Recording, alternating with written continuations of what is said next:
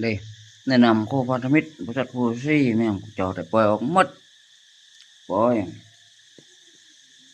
อันนี้แหละว่าเจ้านายเขามีสิทธิ์อำนาจ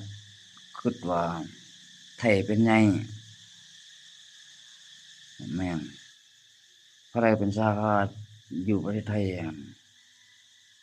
วันนาชีทองแม่งก็ยาบริษัทผู้ซี่แม่งก็ยาโคพันธมิตรแม่งก็ยาปล่อยออกเจ้าเฮ็ดอะไรปลอมแปลงก็ขนาดพี่นี่เขายังเฮ็ดนะคือเท่าพ้นแม่งกัดส่วนเสื้อนี่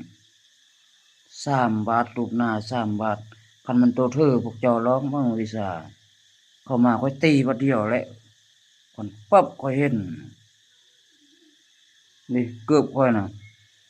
ค่อยคิดแต่เกือบค่อยน่ะจนจะมุนฮอดหัวเขาลักเอาไปบัดสุดท้ายมาค่อยเก็บเอาเกือบเขาบ่มีกาบัดจันจิลงปั๊มน้ำมันมาเบิ่งแม่งเกือบค่อยเขาติดกาใหม่ๆคือซี่ยังติดอยู่อันนี้กูวีซ่าอยู่นำชนเผ่าเขาหมู่เนาะแก้ไล่แม่ง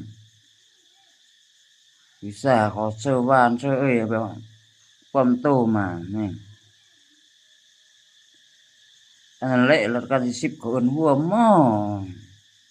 เอาแต่อันสับปะเลอเอาแต่อันหม้อมาทำนายทายทักข้อยนี่ก็บ่มีจะตัดคอพวกเจ้าแต่พวกเจ้าต้องได้เข้าคุกคือข้อยต้องเสื้อให้งานคือข้อยนี่แบบทกศพาเฮ็ดคันพวกเจ้าว่ารังแกคนทุกข์ยากพวกเจ้าลองใช้ให้งานคือคนทุกข์ข้อยบ่ปานชีวิตข้อยไปตัดคอมันจะตายบัดเดียวนะ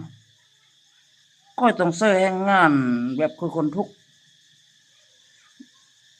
เจ้าจะอดได้บ่เจ้าเคยอยู่ห้องแอร์เคยจ่ายเงิน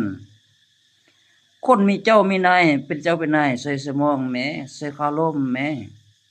ห้องลายห้องการเขาตั้งเฮ็ดหยังบ่มีสิ่งศักดิ์สิทธิ์บ่กล้าจำแม่นหยังอย่าไปหาแผนซ่อนแผนก็แม่นแท้พวกเจ้าซื้อวีซ่าให้ตู้ว่าตะกี้มีหยังไปซ่อนอยู่กล้องมาคอกมาแค้นอยู่กล้องจังจังนี่